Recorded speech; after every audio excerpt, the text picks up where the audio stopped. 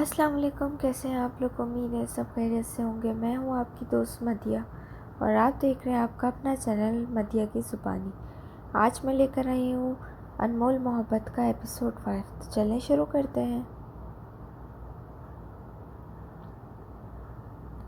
آپ نے جھوٹ کیوں بولا؟ وہ رات کو اپنے کمرے میں جا رہا تھا جب لبینہ کی پیچھے سے آواز آئی۔ کون سا جھوٹ؟ خضر نے پیچھے مڑتے لا علمی کا مظاہرہ کیا۔ جانے کیوں لبینہ کو برا لگا، وہ شاید سمجھ رہی تھی یا شاید امید تھی کہ وہ کچھ کہنے لگے گا، کوئی بات تو کچھ تو کہے گا، لیکن اس کی یہ امید خضر کی لا علمی سے مرجھا ہی گئی۔ کوئی بھی نہیں، لبینہ سے کہتی پلٹ گئی۔ وہ وہیں کھڑا ایک پل کو حیران رہ گیا۔ کیا یہ وہی لبینہ تھی جس نے بلا جھجک دو ٹوک انداز میں نہ صرف شادی سے انکار کر دیا تھا بلکہ جانے کا کیا کیا برا بھلا بھی کہہ دیا تھا؟ اور اب لبینہ کا یہ رویہ، یوں ناراض ہونا کیا تھا؟ خضر کچھ بھی سمجھنے سے قاصر تھا۔ شاید لبینہ خود بھی کچھ سمجھ نہیں پا رہی تھی۔ کیوں وہ خضر سے گلہ کر چکی تھی؟ بات اتنی بڑی نہ تھی کہ وہ دل پر لے لیتی۔ پھر کیا تھا ایسا؟ لبینہ کی وہ ناراضگی کچھ پل ہی کی تھی، پھر سے وہ سب یوں ہی اکٹھے کھیلنے اور گپیں لگانے لگی۔ اب خضر کی مصروفیات بھی کم تھیں، جس کی وجہ سے وہ بھی گھر میں پایا جاتا، اکثر اوقات ان کے ساتھ بھی وقت گزار لیتا۔ لبینہ نہ چاہتے ہوئے بھی خضر کے متعلق سوچنے لگی اور شاید اسے اچھا بھی لگنے لگا۔ اب کی بار جب آسیہ بیگم نے دوبارہ پوچھا تو اس نے بھی اپنے دل کے خاطر اس رشتے کے لیے رضامندی دے دی۔ اس کی اقرار پر دادی لبینہ کی بلائیں لیتی پھولیں نہیں سما رہی تھیں۔ ہر طرف خوشی کی لہر دوڑ گئی، لیکن اس کے باوجود دادی نے نعیم صاحب سے ایک بار پھر خضر سے رضامندی جان لینے کو کہا۔ اسی سلسلے میں وہ بات کرنے کے لیے خضر کے روم میں چلے آئے اور وہ نہیں چاہتے تھے کہ اب کسی بھی قسم کا تاخیر کی جائے۔ ارے ابو جان، آئیں نا، وہاں کیوں کھڑے ہیں؟ خضر نے اپنے روم کے پاس کھڑے نعیم صاحب کو دیکھتے کہا۔ وہ خود بھی بیڈ سے اٹھ گیا۔ نعیم صاحب مسکراتے ہوئے دروازہ ہلکا سا بند کرتے اندر آ گئے۔ کیا کر رہے ہو برخوردار؟ کچھ نہیں، ایسے ہی، آپ بتائیں۔ میں تمہارے پاس تمہاری رضامندی جاننے کے لیے آیا ہوں۔ نعیم صاحب نے اپنی آمد کا مدح بیان کیا۔ جی ابو جان، کس بات کی رضامندی؟ بیٹا، وہ تمہاری اور لبینہ کی شادی کے لیے تمہاری رضامندی جاننے آیا ہوں۔ لبینہ بیٹی رضامند ہے۔ ہم سب چاہتے ہیں کہ تمہارا اور لبینہ بیٹی کا نکاح 27ویں رمضان کو کر دیا جائے۔ تم اس بارے میں کیا چاہتے ہو؟ سوری ابو جان، میں لبینہ سے شادی نہیں کر سکتا۔ خضر کے سنجیدگی سے انکار کرنے پر نعیم صاحب کو حیرت کا شدید جھٹکا لگا۔ لیکن کیوں؟ پہلے تو رضامند تھے۔ ابو جان، وہ پہلے کی بات تھی، خضر نے اسے سنجیدگی سمیت جواب دیا۔ کیوں پہلے بات اور تھی؟ اب اسی میں کیا برائی؟ تم نے دیکھ لی لبینہ میں جو تم انکار کر رہے ہو، کہیں تم اس وجہ سے انکار تو نہیں کر رہے کہ پہلے اس نے شادی سے انکار کیا تھا؟ اگر آپ برائی نہیں جاننا چاہتے تو بتا دیتا ہوں میں۔ کیا آپ میں سننے کی ہمت ہوگی ابو جان؟ خضر نے اپنے بیڈ سے اٹھتے ہوئے آہستہ آہستہ دروازے کی قدم بڑھاتے دیکھا۔ اگر تم نے ایک الفاظ بھی لبینہ کے خلاف کہا، یاد رکھنا خضر، مجھ سے برا کوئی نہیں ہوگا۔ نعیم صاحب نے غصے سمیت کہا۔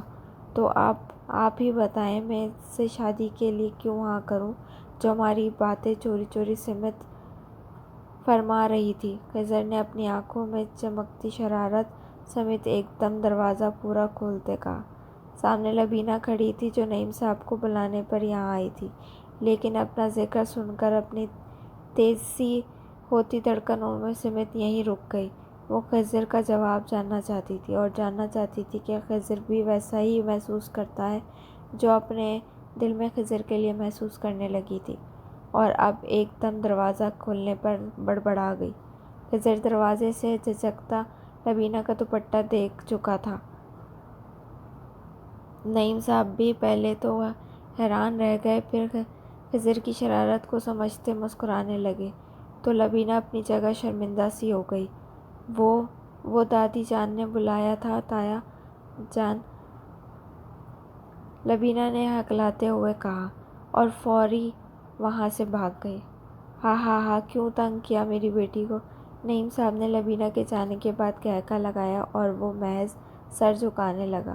اور اب میرا نہیں خیال کہ تمہاری طرف سے انکار کی گنجائش ہوگی۔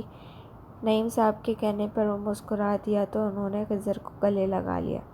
ہمیشہ خوش رہو، نعیم صاحب کہتے چلے گئے، بھی مسکراتا ہوا بیڈ پر نعیمدار ہو گیا۔ پھر کیا تھا، ایک عید کی تیاریاں اور ساتھ ہی نکاح کی تیاریاں، ہر طرف چہل پہل تھی۔ بازار کے چکر لگنے لگے۔ خضر کے کہنے پر یہ ڈھولک وغیرہ کو کینسل کر دیا گیا تھا، صرف نکاح کی تقریب منعقد کی گئی تھی جو کہ گھر میں ہی تھی، جس میں سارے گاؤں کو انوائٹ کیا گیا تھا۔ آج بھی وہ لوگ شاپنگ پر آئے تھے، صبح 11 بجے سے آئے تھے، اب 3 بج گئے، لیکن ان کی شاپنگ تھی کہ ختم ہی نہ ہوئی۔ کل نکاح تھا اور لوگ آج ہی سے سب کام ختم کرنا چاہتے تھے، سو شاپنگ میں لگے تھے سب۔ اللہ اللہ کر کے شاپنگ مکمل ہوئی۔ آسیہ بیگم اور بلقیس بیگم ڈرائیور کے ساتھ گھر کو روانہ ہو گئیں۔ سترہ لبینہ خضر کے ساتھ چلی گئی، کیونکہ لبینہ کی فرمائش تھی کہ اب سیالکوٹ آئیں تو کیوں نہ اقبال ہاؤس بھی دیکھا جائے۔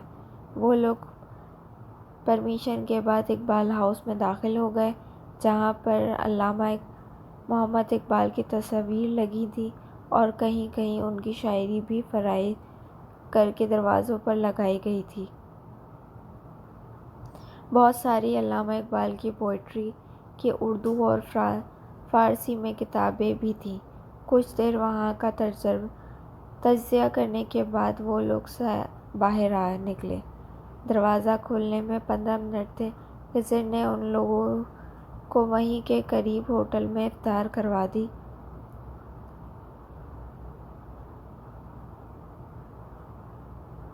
جس کے بعد وہ واپسی کے لیے روانہ ہو گئے، اور سارا راستہ اور لوگ باتیں کرتے ہوئے خضر بھی ان کو سیالکوٹ سے متعلق معلومات فراہم کرتا رہا۔